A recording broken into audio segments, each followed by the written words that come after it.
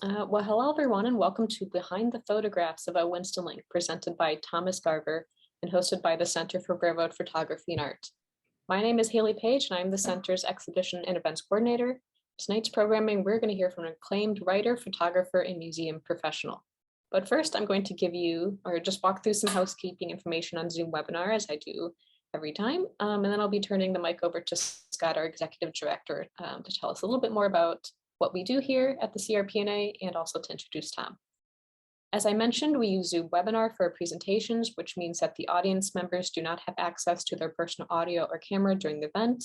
You can change how you like to view the presentation in the top right corner of your Zoom screen under the icon View. And at the bottom of your Zoom screen, you'll see a number of other icons. Please use the chat function, as so many of you are right now, to message in where you're tuning in from, to put in any comments you have during the presentation, anything you want to say about the photographs or anything that you'd like some of the other participants to have your eyes on. Just make sure you select everyone if you want to share that publicly with the group. And then please use the Q&A function to submit any questions you have for Tom as we're going along through the presentation. Following the program, we will host a Q&A session. If you have a question at some point throughout the presentation, just make sure you post that in the Q&A, not the chat, to make sure that we have eyes on it. We'll try to check both, but mostly we're going to be looking through the Q&A box for any questions during that after the presentation. And we are recording today's program, and everything will be made available on our YouTube channel early next week. And I'll just drop that link in the chat now. That's youtube.com/railphotoart. We record all of our presentations. So if you want to go back and see any of the programs that we've done over the past 2 years, they're all available there for free viewing. And with that, I'll turn it over to Scott. All right, well, thanks so much, Haley, and thanks everyone for joining us tonight. It's really exciting to have Tom Garver here to share his Winston Link's photography, as only Tom can tell us about it. We've been doing these Zoom webinars or online presentations now for more than 2 years. And this year, in 2022, we're actually celebrating our 25th anniversary here at the Center for Railroad Photography and Art. It's our mission to preserve and present significant images of railroading. And we do that through programs like this one, as well as our in-person conference, Conversations, which we hold every spring in Lake Forest, Illinois, just north of Chicago. Events like our exhibition openings and other events across the country. We also do it through publications, including our beautiful quarterly journal, Railroad Heritage, which comes out 4 times a year, available to all of our members, delivered straight to your mailbox. And we typically also publish 1 book each year. We have a new one that's just going to be debuting in about a month, and it's called Continuity and Change, The Lure of North American Railroads. We'll be opening this up for pre-orders at the end of this month, and we'll begin shipping those September 1st. We're going to have a Zoom presentation about the making of this book coming up on Tuesday, August 16th. We'll be putting information about that up on our website soon, so look for details and mark your calendar. We also have traveling exhibitions that tour all over the country. You can see a rundown of that on our website. And probably our single biggest initiative is our archive. We have a collection of more than 500,000 railroad images now, and we're all just still abuzz with excitement over the new edition of the Richard Steinheimer collection of photography to that. We're going to be doing a behind the scenes Zoom presentation for members only, and that's going to be on Tuesday, August 2nd. And we'll be hearing from Shirley Berman Steinheimer, Dick's widow, partner, soulmate, and keeper of his tremendous visual legacy, as well as L. Ron Lawrence and Ken Rehor, and 2 of our archivists who will be working on the collection. Adrian Evans and Heather Sontag will also be on for that. But Ken, Elrond, and Shirley will be sharing a lot about the details of what went into putting the Steinheimer collection together for its transportation to Madison and what we're going to be doing with it here, which we're all really excited about.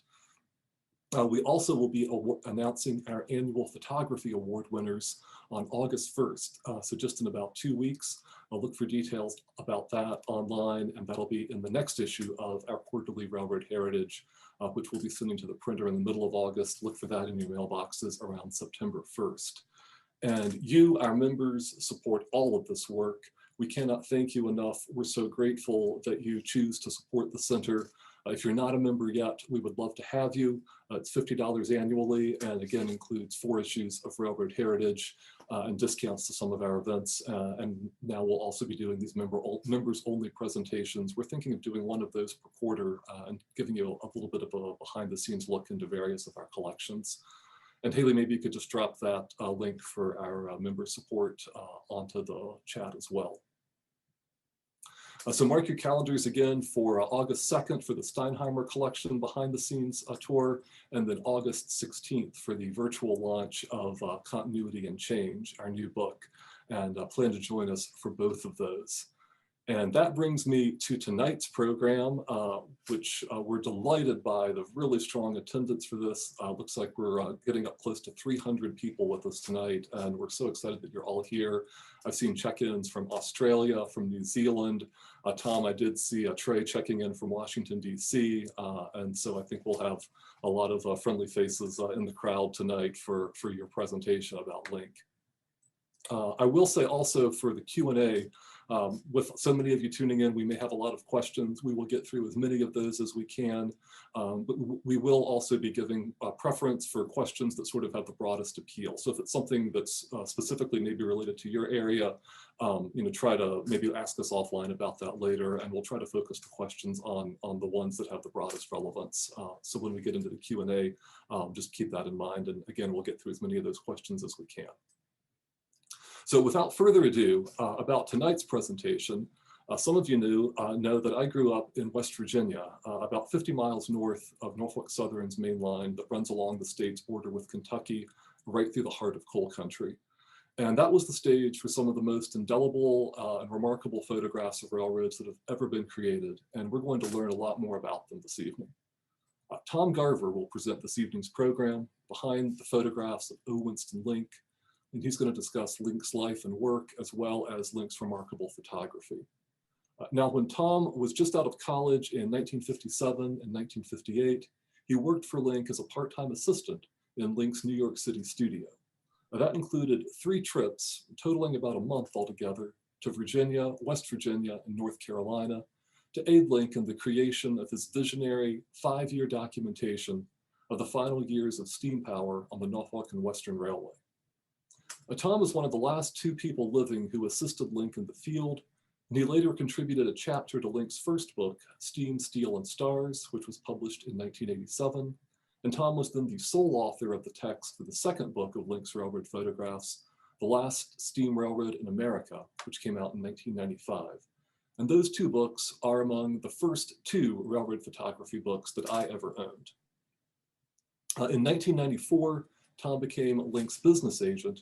And then following Link's death in 2001, Tom served as organizing curator of the O. Winston Link Museum, located in the former N&W passenger station in Roanoke, Virginia. Now, Tom later moved to Madison, Wisconsin, where he still lives, and he's just across the isthmus from the center's offices. That made it convenient for all of us to be at the office tonight for the presentation, and we're really glad to have Tom joining us in Haley's office tonight, and Haley's graciously taken up residence in our conference room for this show. Since moving to Madison, Tom was very active in the early years at the center with our founder, John Gruber. Tom helped us establish our traveling exhibition program by loaning us a beautiful set of Link prints in the early 2000s. And that show has visited more than a dozen museums all over the country before it went out of circulation. More recently, Tom has donated several Link prints to our permanent collection at the center, which we're very proud to have. And along the way, he's also become a great friend to me. Won't you all please join me in giving a very warm virtual welcome to Tom Garver. Thank you, Scott. I'm happy to begin to talk about Winston. I've thought that I was the last surviving person who had worked with Winston in the field, but maybe you know about someone else. David Loudon. Who? David Loudon. Oh, yes. Oh, my God, that's right. A very distinguished name indeed. So let us get underway here. And so we're just, I'm just learning which buttons to press. And okay, we're ready? Okay. That looks great at my end. Hello and welcome to this Zoom talk on the railroad photographs of O for Ogle, Winston Link, which he created between 1955 and 1960 to document the last years of steam railroading on the Norfolk and Western Railway. This massive and visionary project, which preserves images and sounds of a technology and of a quality of life long past, was created by Winston Link with virtually no outside help or financial support. Today, both the subject of these photos, that is steam-powered railroading, and the technology of their creation, chemically based gelatin silver photography, have all but vanished, yet they have left us with this stunning visual record. Now, I'm Tom Garver, as you've heard. I'm now 88, and I'm presenting this talk in the early summer 2022. I worked for Winston Link as a part-time studio assistant for about a year in 1957-58, which included making 3 trips with him from his studio in New York City down to the Norfolk and Western's rights of way in Virginia, West Virginia, and North Carolina. I thought I was the last person living who assisted Winston, but I'm interested to hear that the great photographer David Plowden is another one. I spent about a month total on site. And here is Winston's photo of me flattening a few letters lying on some mail sacks in the baggage car of the N&W's Cavalier westbound from Roanoke, Virginia in early June 1958. Now, this was a trip to make tapes for Winston's series of vinyl recordings, Sounds of Steam Railroading, and you can see the microphone hanging in the doorway. Now, here's Winston's most famous image of the entire series, Hot Shot Eastbound, or the drive-in movie, made in August 1956 at the Jaeger Drive-In in Jaeger, West Virginia. It has all the features of a great Winston Link image. Artificial lighting created realistically, believably, and on a massive scale, the presence of people enjoying themselves and enjoying the benefits the steam railroad brings to them, and it was all contained in a brilliantly composed image. We'll look at this photo again in a moment. Now, here's how I would meet Winston. In the early 1950s, he shot photos for an admissions brochure for the college where I did my undergraduate work. Here's a shot of a chemistry lecture which shows Winston's photographic vision and his love of the big foreground. Now, he's reversed the normal view with the glass flasks telling you that this is a science lecture, and he lights the whole room artificially but believably with some of the light even thrown back against the glassware to give it glinting highlights. You will see this effect again in some of the photos to come. Now, Winston was born in Brooklyn, New York in 1914 and never lived more than 50 miles away. He was a very smart kid, and when he was in high school, he photographed an almost total eclipse which passed over New York City in the early 1930s. He and his father built the homemade camera rig you see here, and the project won him a science prize from the New York City school system. Winston attended the Polytechnic Institute of Brooklyn, an excellent technical college, and he received his degree in civil engineering in 1937, but he never practiced as a civil engineer, and this photo sets the stage for the reasons why. Now, Winston was photo editor of Brooklyn Poly's student newspaper, which ran an article on the principal stripper at the Star Burlesque Theater in Brooklyn. Now, this isn't Winston, but he took the picture. A short time after the article appeared, the newspaper held its annual banquet, and Winston, a real dramatist and a great mimic, was asked to give the after-dinner talk. What he did was to create an imaginary conversation between this woman and the college's stuffiest professor. It brought the house down and led on to Winston's receiving a job offer, but as a photographer, not a civil engineer. Now, a person in the audience thought that, well, this clever, witty guy might make a clever, witty photographer for his public relations firm, which specialized in sending out articles and photos of their clients' goods and services for free use in the nation's newspapers and magazines. There being few openings for junior engineers in the middle of the country's Great Depression, Winston took the job, even though he had never studied photography a day in his life. Here's one of Winston's early shots, the pig in a bulletproof vest. Now, Winston's new employer had been hired to spread some positive words about a product testing company, and they needed a photo. Winston found out that they tested bulletproof vests, but that they did this by just attaching a piece of the high tensile steel used in the vest to the side of a half hog that they'd gotten from a local slaughterhouse. Well, that wasn't too attractive. So Winston found a small pig, put it in a big bulletproof vest, and posed it with a model holding an empty gun. It made the point and was widely reproduced. But here is Winston's most famous photo from the period, sometimes called Woman on Ice. It's the perfect example of his ability to bring life and drama to what I call invisible stuff. Stuff you would simply not bother photographing, and in this case, that's a sheet of window glass. Now, one of the PR firm's clients had developed an extremely strong window glass, and they needed a single photo to tell the story. This glass would resist heat, cold, and tremendous weight. Winston got the job to create the image, and he knew he had to have a good-looking woman to absolutely nail the story. So here's the result. The woman casually adjusts her hair while standing on 900 pounds of ice, supported on a table of sheet glass, while a raging fire burns underneath.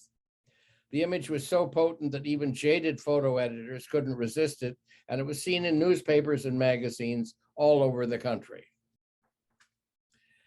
Now, Winston had suffered from a childhood illness which left him almost deaf in one ear, so he was ineligible for military service during World War II. But he quit the PR job and went to work for a laboratory doing secret war research, which was run through Columbia University. So here he perfected his technique using large cameras fixed in place on solid tripods, as you see here. But what was happening in the country, worldwide too, was that small 35mm cameras like this Leica were taking over. Making photos wasn't a big deal anymore. In fact, it became almost invisible. But what was happening in the country worldwide this began to be called street photography, because the photographer was so public but moved and worked so quietly, as is seen in this image by Helen Levitt of a moment on a New York street in the 1940s. Or this image by Henri Cartier-Bresson, published in his 1950s book, The Decisive Moment. Or a photo by Robert Frank, whose book, The Americans, published in 1959, influenced a generation of younger photographers. But Winston stayed with the large camera, fixed on a tripod. It was slower to use, but remarkably flexible in what it could do. And here he's seen behind such a camera, a shot most probably made in the late 1940s. Now here's a sample of what Winston Link could do to turn a banal job into a dramatic moment. He made the large image at the top of this wordy ad for the American Petroleum Institute that appeared in a 1952 issue of the Saturday Evening Post. Here's that photo seen alone. Now look at how Winston has brought real drama to something most people would think would be too uninteresting to photograph, working on an automobile engine. But this was one of Winston's most successful skills, making something interesting and dramatic out of a subject or event most of us wouldn't consider important enough to even photograph. Here's a good example of making a great image out of nothing. Winston couldn't remember just what it was that was going on here, and it hardly matters because the image is so dramatic. But just think of how dull it would be if it had been photographed straight on and without the person giving some meaning to the process being documented. Even when a photograph is as dramatic as this one, the presence of a person makes the point that there's a specific activity going on here. This is not some static sculpture, but it's clear that the man is greasing the ways for the launching of a new ship, a Texaco tanker in this case. Oh, sorry. There it is. There's the image. Now, even if you didn't know that this was the first nuclear reactor built for civilian use after World War II, its importance would be noted by the security guard, who also gives you that foreground object to set the scale for the object in the background, whose mass is even further emphasized by the sculptural lighting, again completely artificial, but also completely believable. Now, there's another quality about Winston's photos that's equally important to his ability to compose and light the image, and that is the respect he always shows to the people who he's photographing. Be it a machinist with dirty fingernails working on the factory floor, or a technician conducting an experiment in a spotless laboratory. His subjects always reflect the basic dignity of their work. And this was a quality that the Appalachian Southerners who staffed the Norfolk and Western Railroad saw and really appreciated. Believe me, it went a long way in helping to get the job done. Winston loved old things with a history of work, including old cars and steam locomotives. This is Winston's first night photo of a steam locomotive made in the late 1940s after finishing his assigned work at a sulfur loading dock in Louisiana. By then, Winston knew, of course, that steam was fast disappearing from American railroads, but it took him a few years to figure out just what to do about that. The answer about what to do came almost by accident. In January 1955, Winston was in Virginia's Shenandoah Valley shooting the manufacture of window air conditioners. He knew that the Norfolk and Western Railway, which passed through Waynesboro, Virginia, nearby, still operated exclusively with steam power because the railroad built its own locomotives and owned and leased the coal mines which provided their fuel. So one evening after work, he went over to Waynesboro to watch the arrival of train number 2, the New York train which left Roanoke, Virginia about 6 p.m. The sight was so energizing that he came back the next night with a camera and flash equipment, talked his way under the right-of-way, and made his first N&W photo using 2 flash bulbs, showing the station agent hooping up orders to the engineer. Winston stayed around long enough that night to make a couple of photos of N&W workers in the station interior that was so antiquated that the image might have been made 50 years earlier. Winston loved all that old stuff, and the workers were happy to oblige. Now, Winston had a very quirky sense of humor, and he loved the fact that the station's broken window hadn't been replaced, but had been fixed instead by a wad of petrified putty. It even gave him a nice big foreground element to frame the depth of the photo of station agent Troy Humphreys. He liked what he had done, so Winston sent off his photos to the public relations department of the railroad. He told them about his expertise and work around dangerous machinery and asked for permission to come on the railroad's rights of way to create a series of photos of third shift night workers. They work while you sleep. The railroad went up the ladder to the president, R.H. Smith, who loved his steam locomotives. Permission was granted, and Winston took on this self-generated assignment in exactly the same way he would with an assignment commissioned by one of his clients. One of his first tasks was to design and build a remarkable lighting system. And here you see Winston working on the power supply he built, which could fire up to 60 flash bulbs and the shutters of 3 cameras with the touch of a single button. And here's a look at much of the gear that Winston, on the left, and George Tom, his assistant at the time, would pack into the trailer towed behind Link's 1952 Buick convertible. The flash bulbs Link used for light looked like standard flash bulbs, but were filled with aluminum wire in an oxygen atmosphere, which burned instantly with blinding flash when ignited by an electric charge. Now, most of the equipment was custom made, and the sockets for the bulbs were made so that you could just push the bulb straight in and yank the burned ones out, saving a few seconds per socket. Notice, by the way, the old Navy emergency lights with the strips of tape in the lower left and right corners. These were put into the photo field and marked the points where the locomotive should be for the exposure, and were also used to check the camera's focus. These were the only lights visible because, remember, the photos would be made in full darkness. Now, here are a couple of examples of the differences between daylight and nighttime photos. It should be clear by now, Winston was really a control freak, And he once said, well, I can't move the sun and I can't even move the tracks, but he could adjust the light at night. And this is the Ryan farm in Virginia by day, and the image is really pretty dull, but it is completely transformed at night. It's the big foreground filled with the honest activities of daily life, and with the railroad appearing in an almost spiritual way. This and other images you will see are perfect examples of photographic vision, the ability to envision how a photo will look, even if it exists only for the fraction of a second it takes for the flash bulbs to blaze away in the darkness. Now here's another, Hawksbill Creek swimming hole in Luray, Virginia. By day, it just doesn't look too appetizing. And here it is by night, transformed by light and by the addition of vivifying humanity. By the time this photo was made, Winston's nighttime presence along the railroad was well known, and the plume of steam on top of the locomotive shows that the engineer is blowing the whistle to acknowledge Winston's work. Returning in March 1955 to begin the project in earnest, Winston started at the Schaefer's Crossing engine yards, a few miles west of downtown Roanoke. Now, this is the 13th negative he shot out of more than 2,000.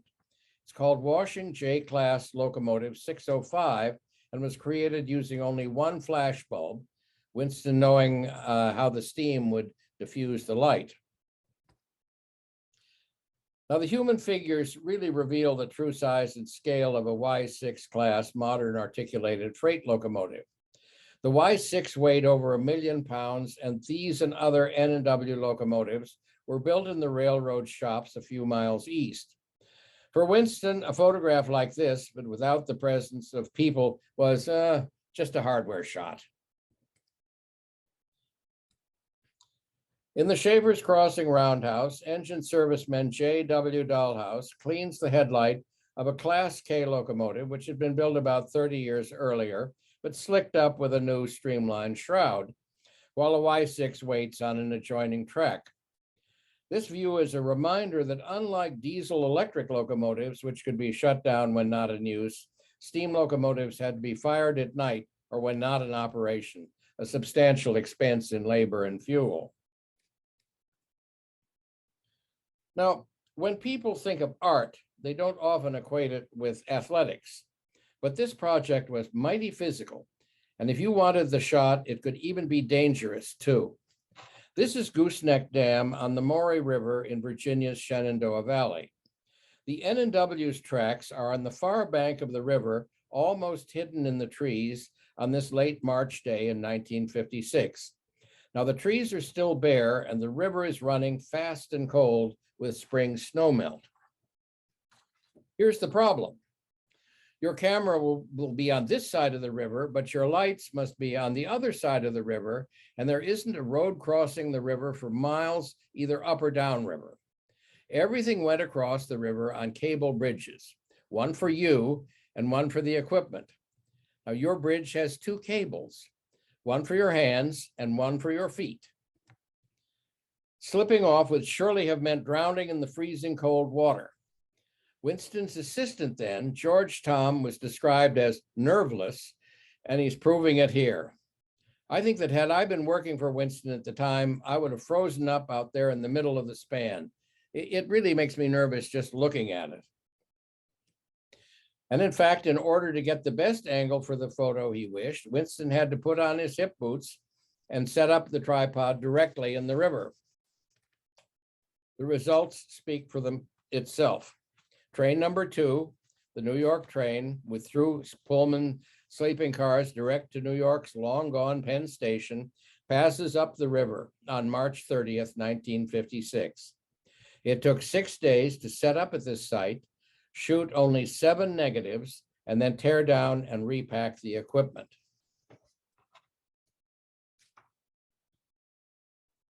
Winston, sorry, missed a page.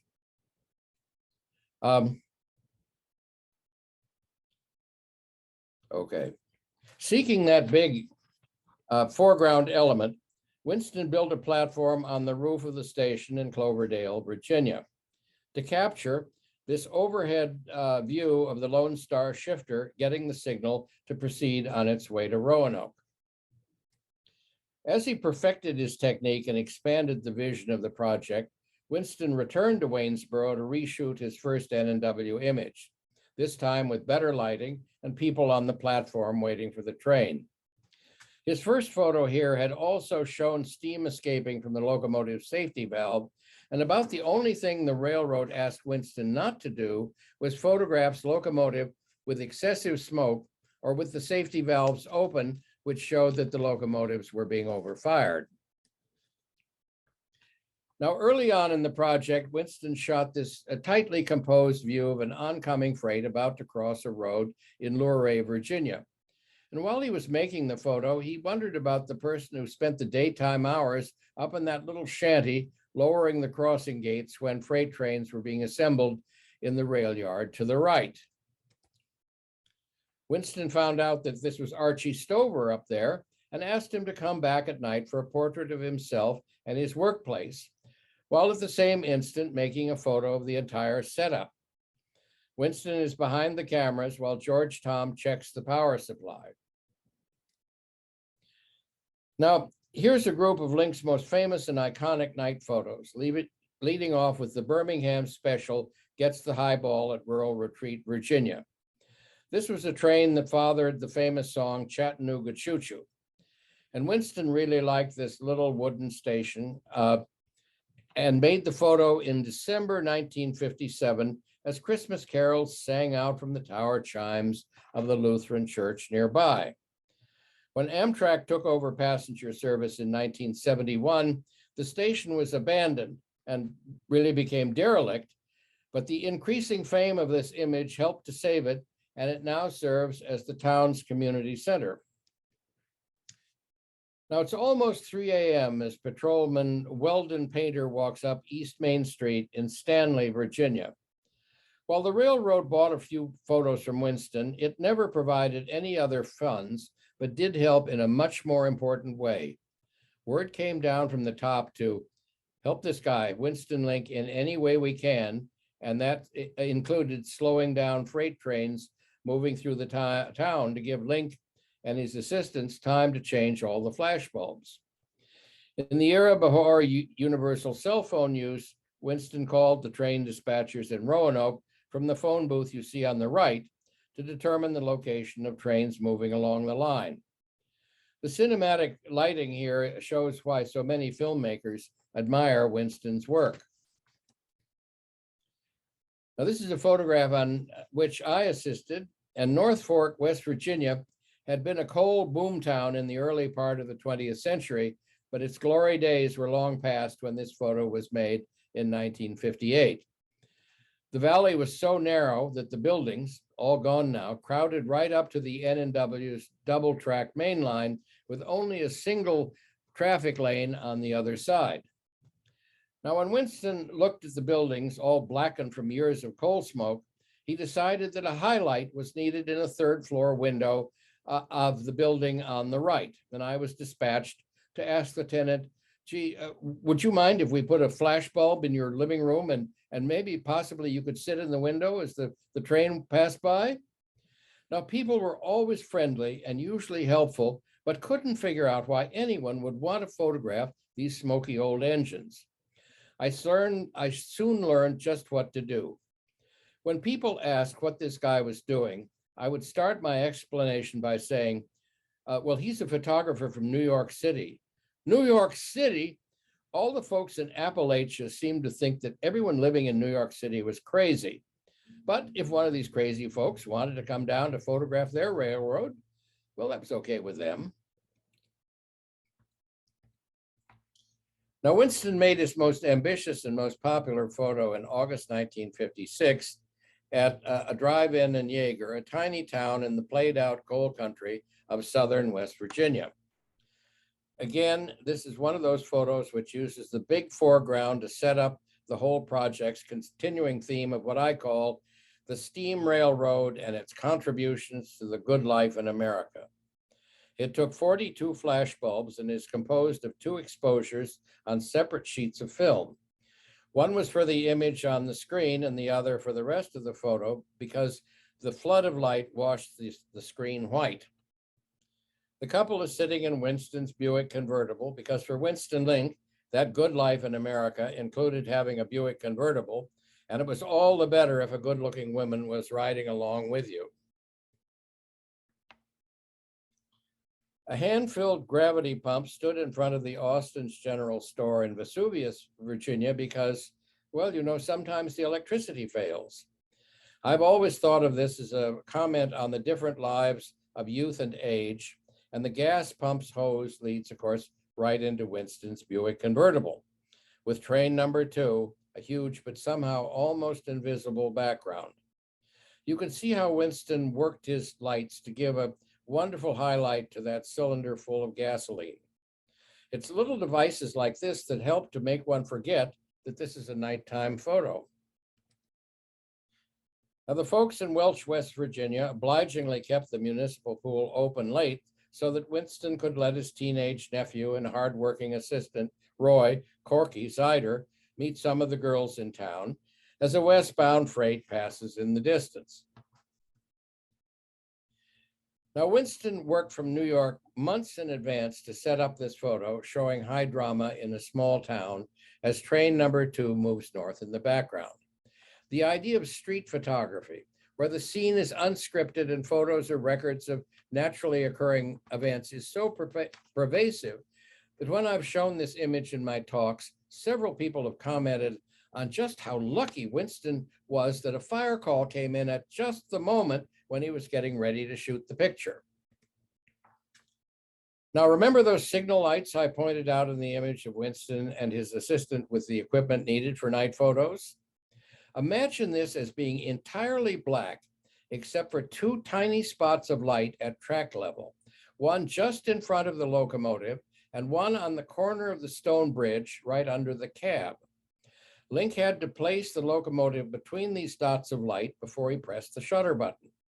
This is one of his most complex flashbulb lighting schemes, including massive overall lighting, extra lighting on the front of the locomotive, lights inside and outside the house, setting up lights to suggest a car moving away, which lights the stonework of the bridge, and a car coming toward you, which lighted the figures. But the most difficult light of all to control was the one in the kid's lantern. It had to be heavily masked in order not to wash out the rest of the image. Winston loved to show that all generations of the family were captivated by the steam locomotive, particularly one at speed. At the western portal of the Montgomery Tunnel, a father and son share the thunderous event of a steam locomotive moving upgrade at 80 miles an hour. Winston looked for more intimate images of the railroad's environment as well, and found several folks reminiscing about lives well lived as train number 2 passes in the early evening twilight. Now, sometimes the train is incidental to a pleasant gathering such as this inside the Austin's General Store, and is spotted only by seeing the locomotive number 127 through the store's window. I should tell you that by the time this photo was made, Winston had come to know the regular engineer on this run so well that he simply asked him to make an unauthorized stop in Vesuvius, Virginia, and make it in such a way that the locomotive's number would be seen through the window. Hester Fringer lived just a few feet from the tracks, but enjoyed the experience of the passing trains so much that she had a larger window installed in her living room. Here, her daughter and grandson play with the pets as a heavy coal train passes just outside. Winston turned his camera to the railroad's employees too, and here are a few of their photos, starting with R.H. Smith, the railroad's chairman, who in retirement relocated his office so he could look out directly on the N&W's main line as it passed through Roanoke. Winston's sense of humor and his experience shooting that so-called invisible stuff pops up all over his railroad work. The people who staffed the crossing gates in Jefferson Avenue in Roanoke apparently worked hard to keep their tiny shanty spotlessly clean when there were no trains below on the N&W's main line, which passed through the center of town. Buck Stewart worked for the railroad for decades, ending his career as the train caller, announcing arrivals and departures at the station in Roanoke. He sounded much as he looked, calling the trains in a deep, sonorous, slow-moving Southern voice. J.R. Harrell, the very image of a steam locomotive engineer, pauses for a moment with Winston before taking his train from Roanoke to Bluefield, West Virginia. There were not many persons of color employed by the railroad in the 1950s, but those who were had steady work and received a good wage. J.O. Hayden was an engine lubricator and later a machinist with the railroad. Winston loved the tools he spotted in the small N&W roundhouse in Bristol, Virginia, and added humans both for their vivacity and scale.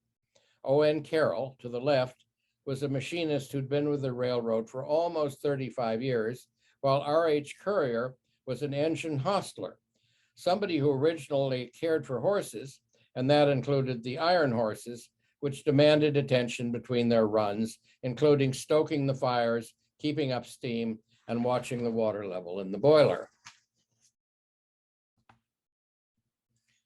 Now, the railroad's Abingdon branch was a very different kind of railroading. There were 108 wooden bridges and dry trestles on the 55 miles of this old-fashioned branch, which ran south from Abingdon, Virginia, to West Jefferson, North Carolina. Typically, the train ran so slowly, never more than 25 miles an hour, and was usually so late that it was nicknamed the Virginia Creeper. Joe Dollar rolled up on his bicycle as Winston was setting up the photo, and so he became the vivifying human presence here. The Abingdon branch ran one round trip a day, 6 days a week. This was a mixed train, moving both freight and passengers, but freight took precedence. So if there was a lot of freight, the train could arrive hours late, except at Alvarado, Virginia, its first stop, about 7 in the morning. Gladys Harriger was station agent at White Top on the border between Virginia and North Carolina.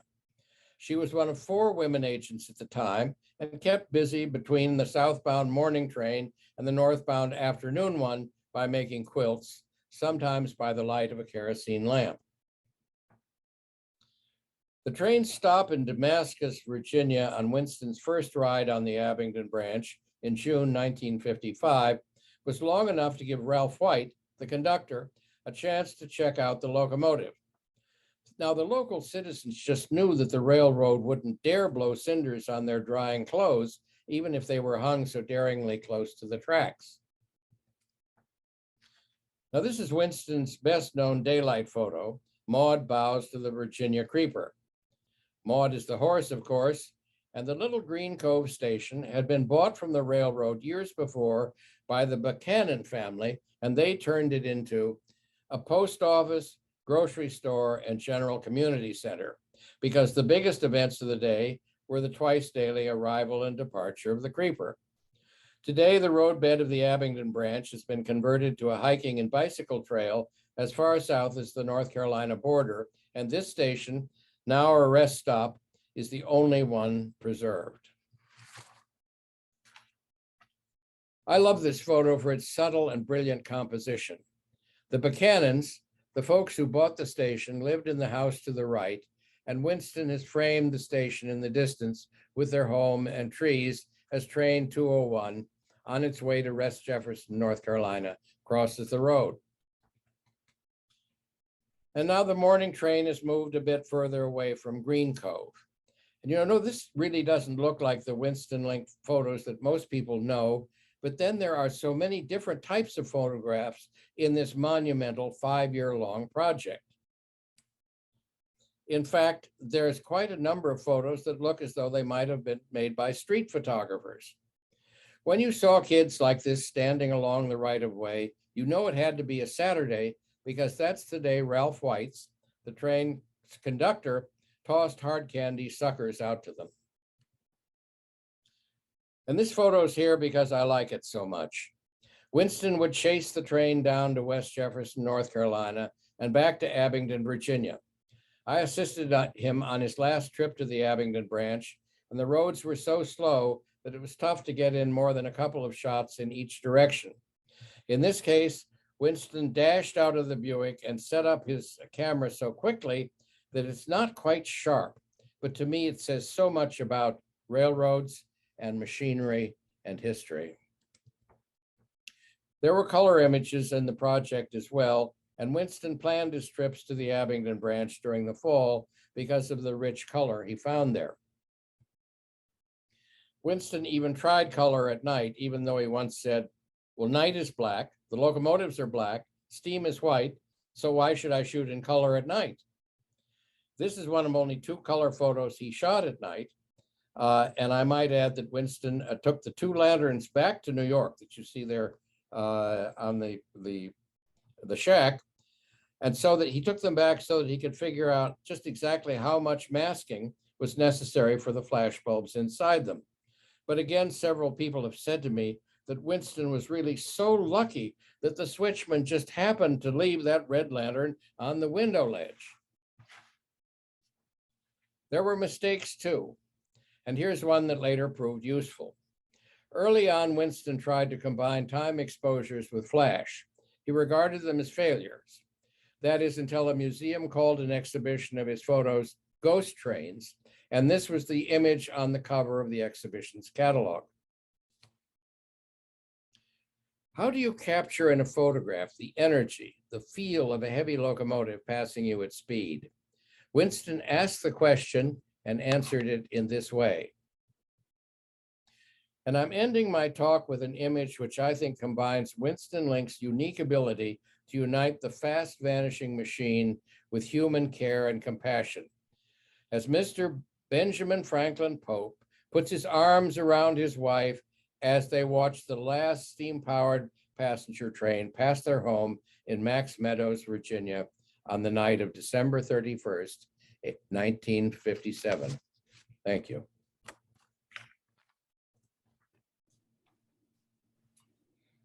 Bravo, Tom. Yeah, thanks, Tom. Looks like I'm getting a weird glare from my computer. That's a link just providing a little extra light for the Q&A session, I'm sure. Exactly. Okay. And speaking of, we're already getting a lot of questions. And I think the one I'd like to start with, hopefully one you know, Tom, is just where in New York City the Link Studios were located. Winston's Studios was at 58 East 34th Street. It was on the second floor of a building that had an optometrist shop on the first floor. And it's the building has now been renumbered as 60, not 58 East. And he lived a few blocks north. I might add that Winston had been married for a few years, right at the beginning of World War II. And after his divorce, he basically just sort of camped out. I would say opening a can of soup was pretty much the extent of his cooking abilities.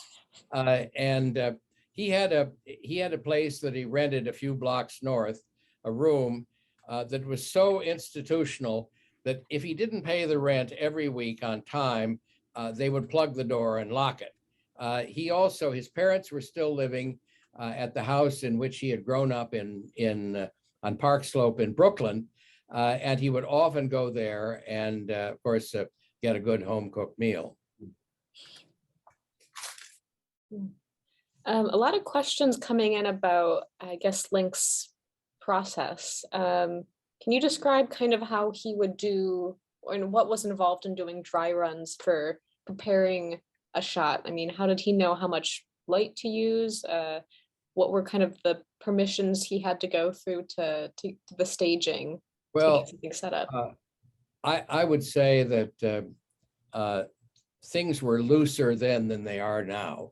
But basically, he began the project by spending a lot of time riding on the N&W's passenger trains, as well as driving along the right of way. But he would often spot something that he really liked from a train that couldn't quite be seen from the road. And certainly that in that photograph along the Maury River in Virginia, that was something that, you know, there was no road that you could have seen it from.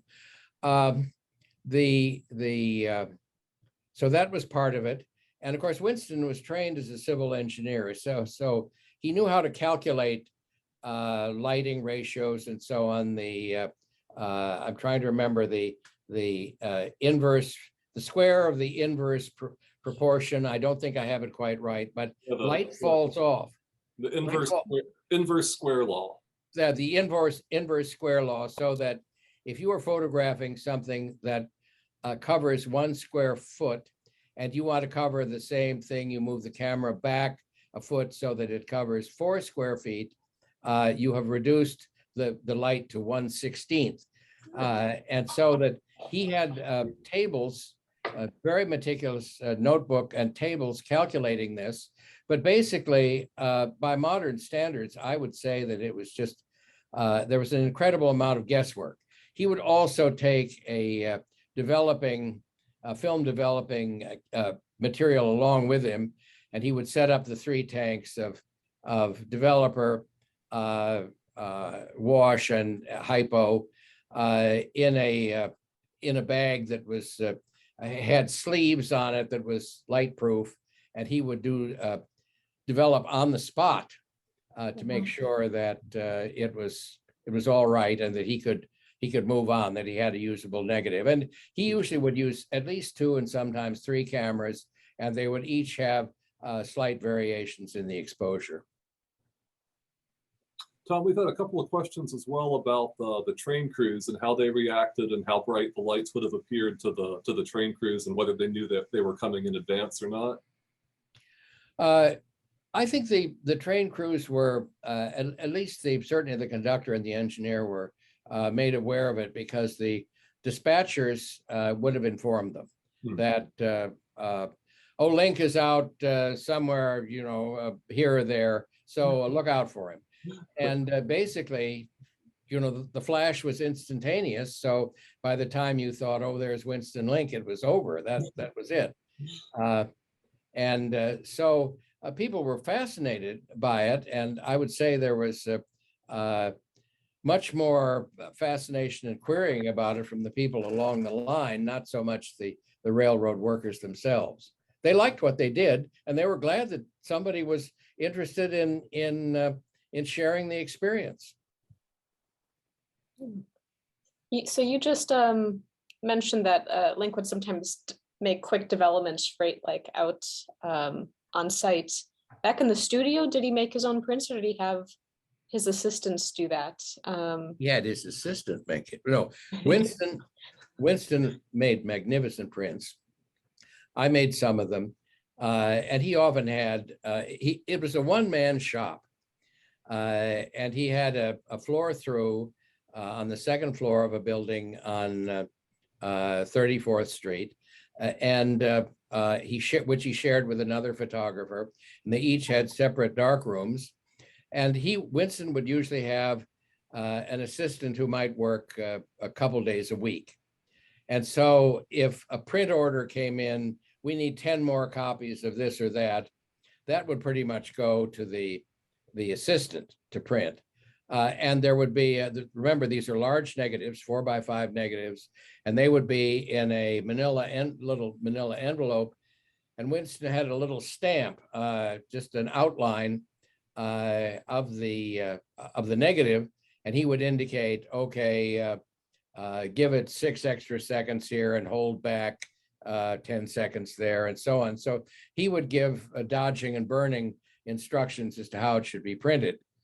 Now, certainly, I would say that on the railroad photographs, Winston would work on them and usually make the first prints of any image himself. And when I took over managing his business in 1994, Winston then was so old and had heart conditions, he couldn't stand in the darkroom anymore. And I found a woman who served two functions. One was to do superb prints, and the other was to sort of jolly Winston and keep him happy and so on. He lived in a house that he and his wife, he remarried in the, I can't remember, in the 80s. And a woman who basically saw him as her meal ticket. And she stole enough stuff from him that when they were divorced, he looked at what was left and went to the Westchester County DA's office. They filed charges against her for grand theft in the first degree. And she spent, I think, somewhere between 4 and 5 years in the slammer for stealing his work. But she got him to build a house on property he'd owned for 30 years and had never quite gotten around to building on. And of course, it had a very nice dark room in the basement, which he used. Now, she, of course, was different from was it Mary Bachman, who was his longtime? Mary Bachman was his printer. She was the woman that I knew in New York, and she was the one who did his printing from 1994 until Winston passed in 2001. No, Conchita Mendoza Link was the nasty wife, and as I say, Winston, I should say, owned a 10-wheel locomotive that he bought from Canadian Pacific in remarkably good condition. And he tried endlessly to get it restored. But one of the sad stories about it was that he thought he had found just the man to do it. But it turns out that he took up with Conchita instead of working on the locomotive. So it was, I mean, literally endless stories. And I'm sorry to say the locomotive is still extant, but essentially high-class junk. We've had a couple of questions, well, from our mutual friend Stuart Clipper in Minneapolis, and also Stuart. Hello, Stuart.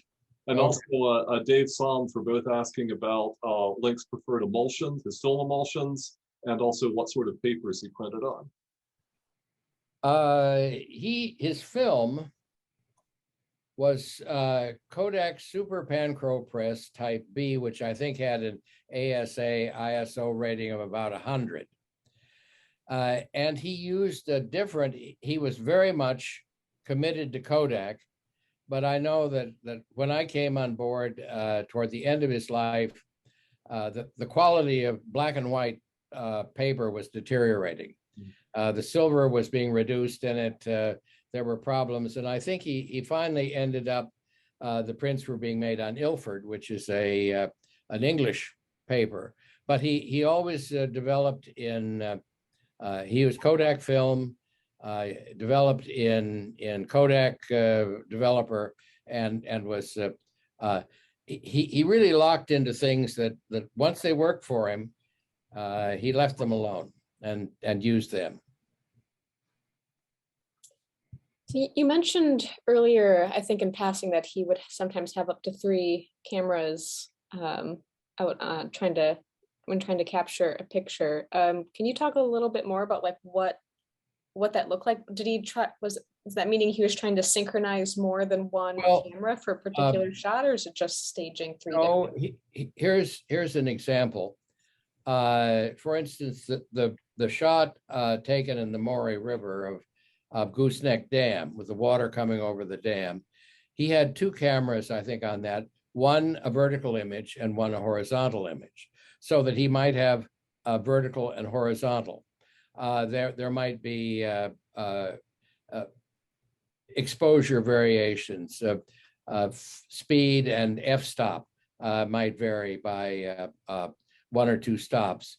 And then, for instance, one that comes to mind that's very famous, the Maud Bows to the Virginia Creeper was shot at the same instant from the same spot, but using color film as well. So there'd be color in black and white. And occasionally, but not often, I would say that he didn't vary the focal length of the lens that much between one negative and another, maybe a little. But generally, I would say that if he saw an image, Winston would fill the image. He really had a terrific eye for sort of internally in his head cropping the photograph. And sometimes printing them was nerve-wracking because, you know, that extreme 1/8 inch at one edge should be kept in if you can, you know, and so that he would use he might make the same view, but he was more concerned, I would say, with exposure and making sure you got a negative of good density than if the negative was if the image was a wider view or a narrower view. So what would you say is the kind of success ratio of all these shots? Because some of them, you know, the train goes by and, you know, I wonder how many he kind of like mistimed, or, I mean, was he just such a master of a skill that? I would say there were certainly mistakes, but he had built, remember that the flash equipment was all synchronized. Mm-hmm. So he could stop a train moving as fast as 60 miles an hour. So the shutters on these cameras were tripped with electric solenoid controls, so that if he hit a button, there was a solenoid that pulled the shutter, and it was adjusted so that it didn't the shutter didn't open for a few milliseconds, a few thousandths of a second, while the flash bulbs, the aluminum wire, came to full brilliance. And so it was very interesting that Winston had all his equipment checked out by a very well-known camera repair guy there. So he knew that if this lens said, okay, the speed is 1/250th of a second, that it really was 170th of a second. So he, you know, these things were all off, and he would take that into consideration when he was setting his exposures. So he was very meticulous. He didn't make a big deal about it, but he just knew what he was doing. And of course, as I say, he had a degree in civil engineering, and so he sort of knew how to manipulate figures. Would use a slide rule, of course, long before computers. He'd use a slide rule to calculate light and all of that. Tom, a similar question is, if there were ever photographs that he wanted but was unable to obtain due to complications of logistics or something else? Well, I can't think of anything immediately that what I do remember was, I can't think of anything that he wanted to photograph that he didn't. But one problem that he had to be very careful about was he didn't process, at that point, he didn't process his own color work. And this was sent out to a very good color lab. But I remember I was in the studio one day, Winston wasn't there, and I got a call saying, well, listen, you better tell Winston that we processed this film in the wrong formula. We didn't quite, you know, the film has little notches on it. And well, and we didn't quite get it right. So in effect, it was ruined. And I do remember Winston had Navy surplus desks and chairs that he bought, you know, this is war surplus stuff in the 50s.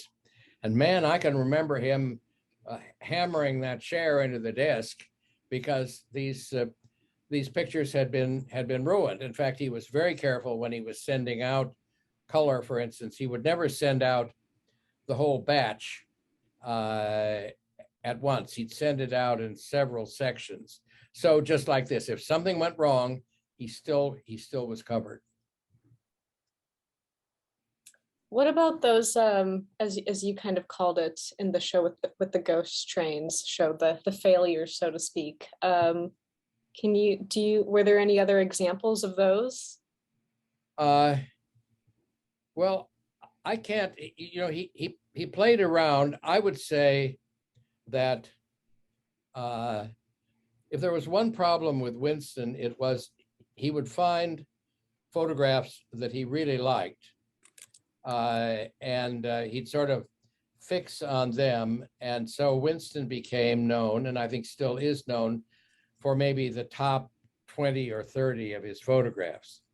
And this was emphasized in the first book of his photographs that came out in the late 80s, that really dealt with, it was called Steam, Steel, and Stars, and dealt with the night work.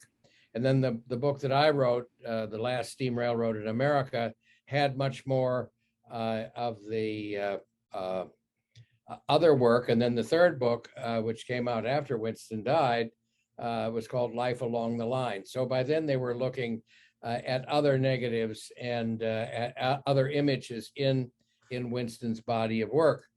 But I can remember that Mary Bachman, who was Winston's printer, would say, gee, I found a wonderful picture, and she'd send me, an 8x10 of it. I'd say, great, let's see if we can get Winston to like it. And he'd say, oh yeah, like, oh fine, so then we sort of circulated among his dealers. He had quite a number of dealers, and we'd say, here's something that hasn't been seen before, and that often led on to print orders for that new image.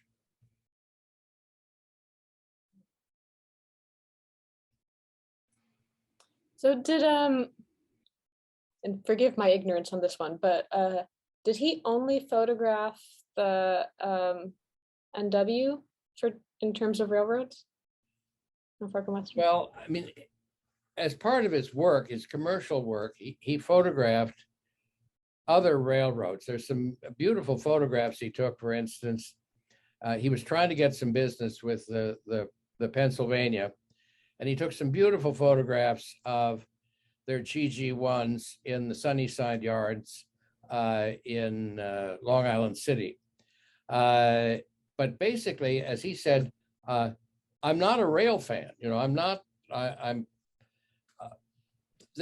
He felt that he was committed to create a strong body of work, but not document every railroad he saw. And he particularly liked the Norfolk and Western because of its, its locale, the mountains, and so on. He photographed very little anything east of Roanoke, which led down to sort of Tidewater, Virginia, and much less interesting and less dramatic landscapes and sort of urban cityscapes as well. So his interest, as I said, I think really kind of focused on the fact that he had given himself an assignment. The way other clients would come in and say, okay, Winston, we want you to photograph this or that. And a lot of his work he did for these house organs, these magazines that specialize in very narrow areas of work, sort of technical work. And so he would be making photographs for those. And he would never, ever have created any sort of ripple as a photographer because what he was photographing was so unmemorable until he took on this project himself. It's self-organized and self-generated project, but really that was it. This was his railroad, and this was what he was going to do. And other railroads were nice, but there was those railroads, and then there was the Norfolk and Western. Tom, two questions about compensation that you can answer as much or as little as you like. But one is asking about your compensation as an assistant and later agent, and then another person asking whether any of the people who appeared in the photographs were compensated, whether with money or even just a print of the image.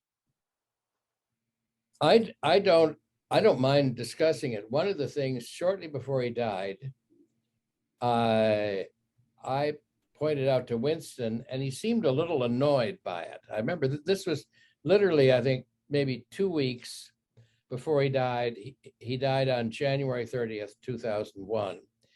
And I said, Winston, do you realize in the time that I've been doing this, from I guess it was April of 1994, you've grossed $2 million, a little over $2 million.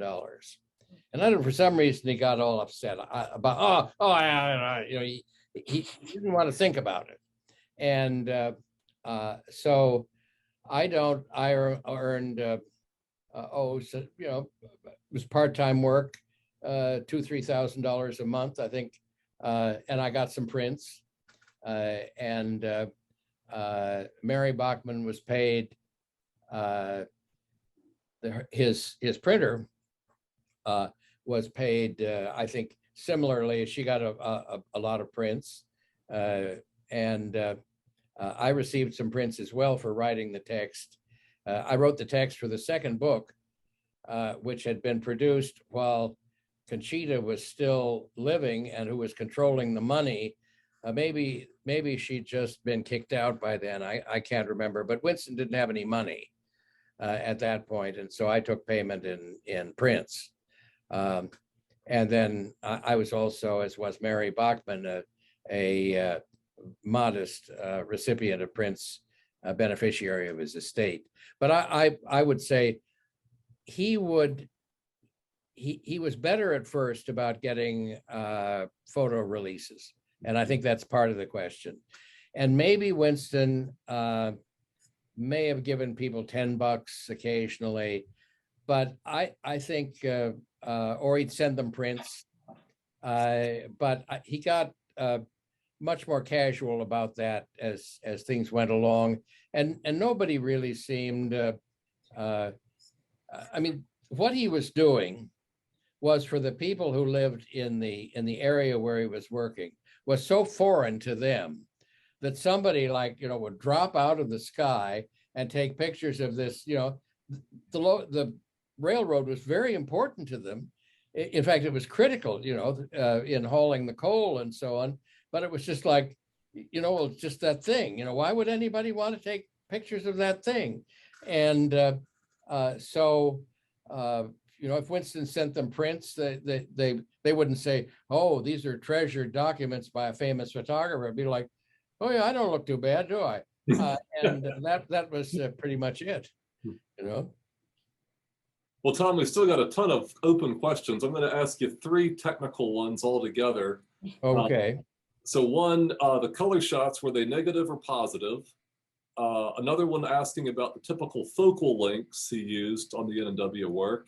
And another asking whether he used clear or blue flash bulbs. Well, I can answer the flash bulb question. He may have used blue flash bulbs on the 2 color photographs that he took at night. Otherwise, they were clear. They were Sylvania blue dot number 2s. And occasionally he'd use bigger bulbs, number 3s, that were much more powerful, but they could not be synchronized. You had to, they were so slow that basically you had to work with a fast open shutter. So you'd open the shutter, fire the bulb, and close the shutter. You could do this pretty fast. What were the other 2 questions now? Well, whether he used color negative or positive film. Oh, he used both. Okay. And he had a very sensible negative numbering system that was absolutely chronological. It made a lot of sense. You knew if somebody wanted an order of, we want 3 NW 1635s. We knew exactly what that was. That would be Rural Retreat, Virginia. That was made in December of 1957. And it's interesting that in museums and libraries and so on that have cataloged his work, they all leave that number off. So when people ask me about this, we have Winston Link photographs. Well, it shows a locomotive going past the station at night. well, that's no help, if I have the negative number, but they never seem to record that. So, but instead of numbering the color film, just adding that, and he started a whole other series. So you never knew where you were with color. And he also would designate color negative film had a number and then K following it. And I think color transparency film was a C, as I remember, after it. So, like 322C would tell you that it was most probably ectochrome. But and then there was a third part, I think. Did I? Yeah, there was also someone asking about the typical focal lengths of used. All I can remember about those is that it was I think somewhere around 125 to 150 millimeters, so that he did do some work with wide angle lenses, and I just don't remember those numbers. So I would say basically his work would range between maybe it was like 80 millimeter wide angle to 150 millimeter, sort of a standard focal length lens for a 4x5 camera. I confess that my age catches up with me on questions like that. Yeah. Well, you've got a great memory for it. I don't know. Apologies needed. A bit of a two-part question from me.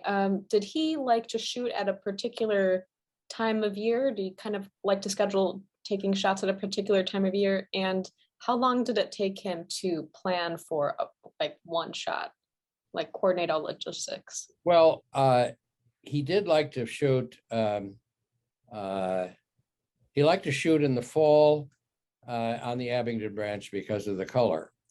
And so he shot there, I think, in 1955, 56, 57, and 58. And I joined him on the 50, let's see, I guess 57, maybe it was 55, 56, 57, because at the end of that year, they were going to dieselize the line. He liked that because of the color. He also photographed a lot in the winter and really had to stay warm. He had a lot of heavy, woolen boots and pants and gloves and all that. And of course, it was harder to work, but he did that because the leaves were off the trees. And certainly around the winter holidays, there were extra sections of the trains, so that you'd be running a passenger train, and very possibly there would be a section that was given over to mail and express only. But that didn't matter. There were the locomotives, there were the trains. And also, of course, the cold weather also made the steam exhaust stand out very much more dramatically. He would work in the summer, and like the swimming pool picture was, well, that was taken in August. So he, but I would say things were particularly busy in the last couple of weeks of October for the Abingdon branch, the last couple of weeks, 3 weeks maybe in December, into early the following year for the other branches.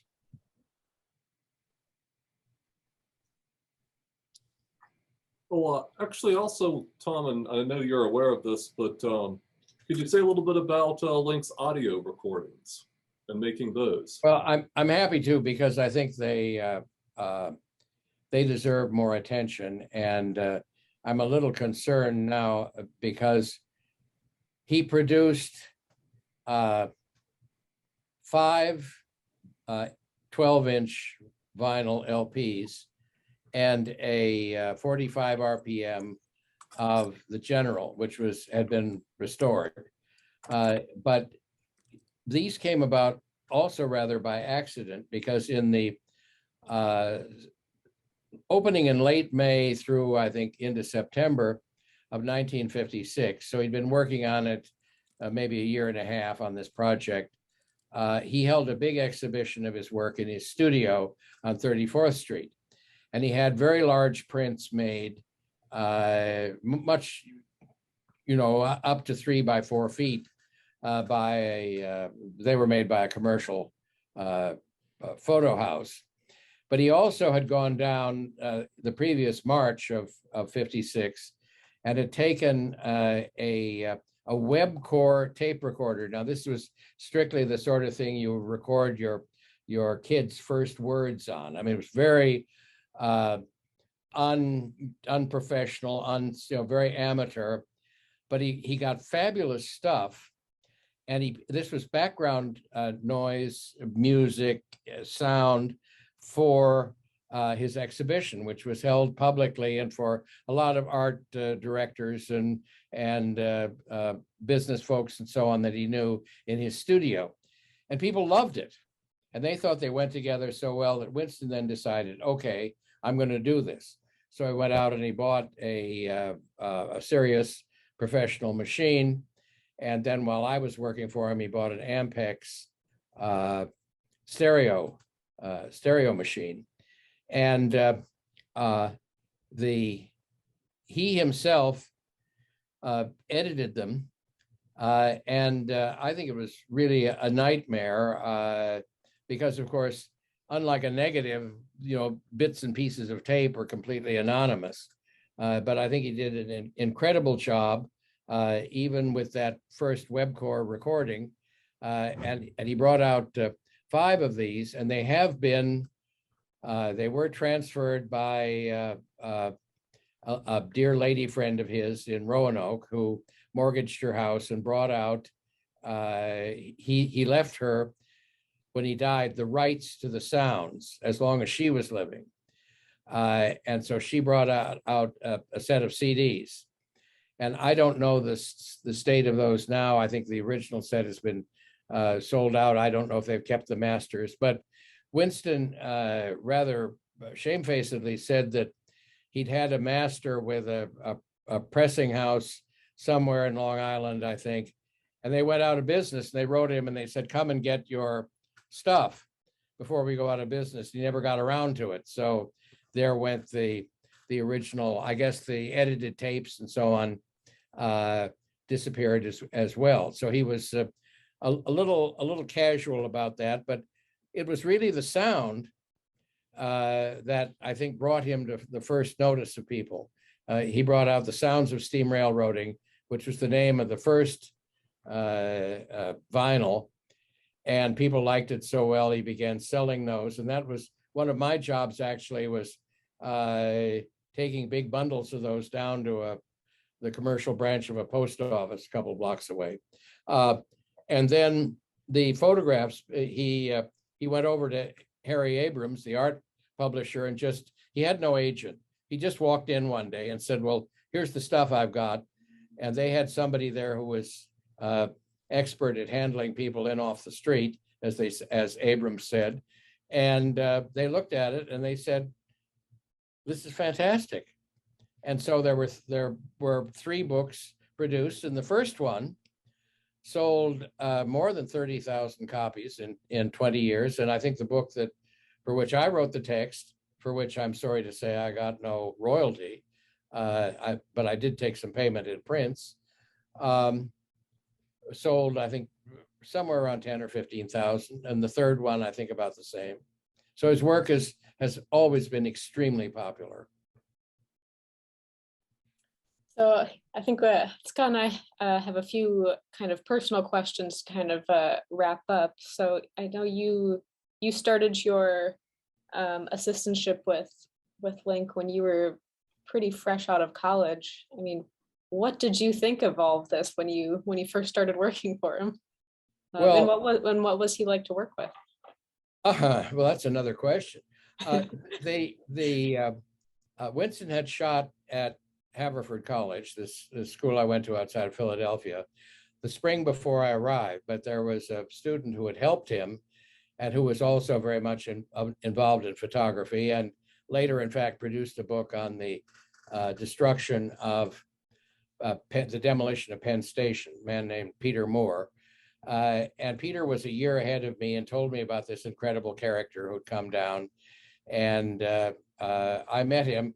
And after I graduated in 1956, I went to work in business for a while, clearly not my long suit.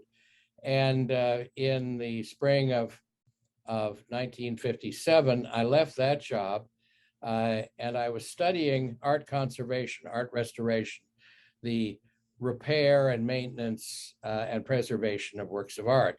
And I was doing this part-time at the Brooklyn Museum as a student and working for Winston part-time. That worked out very well. I think I was Tuesday, Wednesday, and Thursday at the Brooklyn Museum and Mondays and Fridays at Winston's for $1.50 an hour. I was fascinated by this guy's work, and Winston was an incredibly colorful character. I mean, he had the imitations, the voices he could make. It's hard to describe, but with Winston, there was always something bubbling, something happening. There was always activity in his mind and in his life. And so I met Winston, as I say, through Peter Moore, and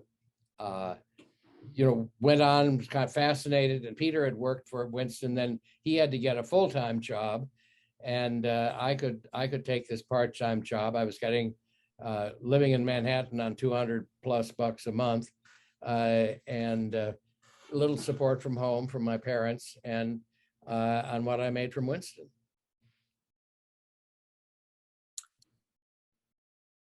Do you want to ask the last one, Scott? Sure. Well, just to wrap it up, Tom, and this is something a couple of people actually were wondering about, and now I am too, just if you had, what's your most memorable experience of working with Link, or if there's any standout memories we haven't gotten to yet?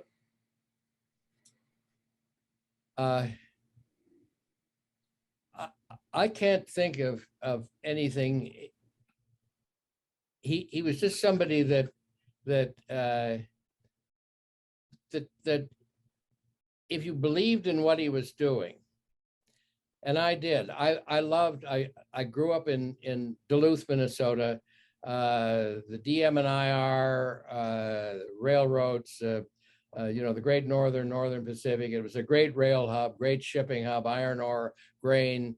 I loved it all. I've always loved machinery. I'm an art historian by training and profession, and I love scientific hardware, mechanical stuff, analog mechanical stuff, I'll say that.